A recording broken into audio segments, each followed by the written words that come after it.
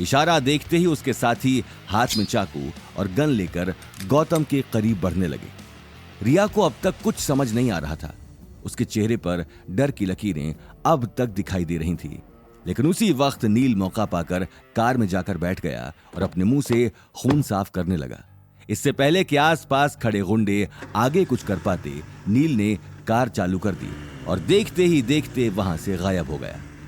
नील के जाते ही रिया हैरान रह गई। उसे अपनी आंखों पर यकीन नहीं हो रहा था। उसके पैरों तले मानो जमीन ही खिसक गई। वहीं गौतम को भी यह बात बहुत अजीब लग रही थी।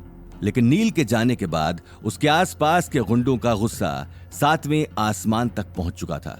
गुंडों का लीडर गुस्से में कहता है, साले तेरी वजह से मेरा शिकार हाथ से निकल गया। सुन लो सारे, ये आदमी जो भी हो यहां से बचकर नहीं जाना चाहिए, चाहे कुछ भी हो जाए। तब तक मैं इस छमिया को देखता हूं। अपने लीडर की बात सुनते ही उन सभी गुंडों ने गौतम को मारना शुरू कर दिया। लेकिन गौतम ने भी बिना वक्त गवाए पास में पड़ा लोहे का पाइप उठा लिया और उन सभी को मारने लगा। कुछ ही देर में गौतम ने उन सभी गुंडों में से कई लोगों को ढेर कर दिया। वहीं दूसरी तरफ रिया अभी अपने आप को बचाने की कोशिश कर रही थी।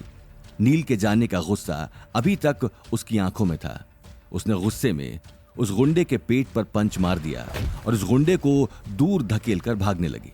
गुंडा गुस्से में कहता है, अरे इतनी जल्दी क्या है जाने मन, अभी तक तो मैंने कुछ किया ही नहीं है।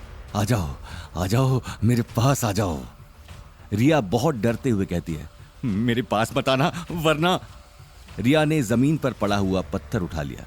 गुंडा हंसते हुए कहता है, अच्छा तो तुम मुझे मारना चाहती हो।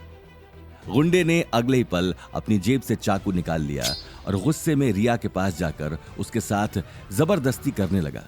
इस पूरी छीना झपटी में रिया के पैर में चाकू लग गया और उसके पैर से खून निकलने लगा। चाकू लगते ही रिया दर्द के मारे बहुत तेज तेज कराहने लगी। उसे दर्द से कराते हुए देखकर गौतम ने उस गुंडे के सभी साथियों को एक के बाद एक मार गिराया और रिया को बचाने के लिए उन गुंडों के लीडर के पास चला गया। लड़की पे जोर आजमाते हो, बुज़दिल इंसान। गौतम ने एक झटके में उस गुंडे का हाथ पकड़ लिया और गुस्से में उसकी आंखों में देखने लगा। गुंडा गुस्से में गौतम से कहता है, देख साले, तू जो भी है अभी भी वक्त है यहां से निकल जा, वरना तेरा क्या हाल होने वाला है वो तू सोच भी नहीं सकता। उस गुंडे की गुस्से भरी धमकी सुनकर गौतम ने एक पंच में उसे कार के पास धकेल दिया। गौतम का पंच इतना तेज था कि उस गुंडे के मुंह से खून निकलने लगा। गुंडा समझ चुका था कि गौतम से लड़ना आसान नहीं था। वो मौका देखते ही अपनी कार लेकर वहां से 9-2-11 हो गया। गौतम उसी वक्त भागकर रिया के पास चला गया। रिया के पैर से खून निकलना बंद नहीं हुआ था और अब वो दर्द के मारे न खड़ी हो पा रही थी और न ही चल पा रही थी। गौतम ने उसकी हालत देखते ही उसे गोद में उठा लिया और उसे एक कोने में लिटा दिया। रिया बार बार गौतम का चेहरा देखने की कोशिश कर रही थी, लेकिन गौतम का चेहरा पूरी तरह से मांस से कवर्ड था। रिया दर्द से कराते हुए कहती है, आखिर कौन हो तुम? रिया ने गौतम के चेहरे को हाथ लगाकर पूछा, लेकिन गौतम रिया को उसे टच नहीं करने देता और बिना कोई जवाब दिए उसके पैर के जख्म को देखने लगा। रिया को दर्द भी हो रहा था, साथ ही गौतम का हाथ अपने पैर में लगने से वो शर्मा भी रही थी। रिया धीरे से कहती है, मेरी जान बचाने के लिए थैंक यू, लेकिन तुम हो कौन?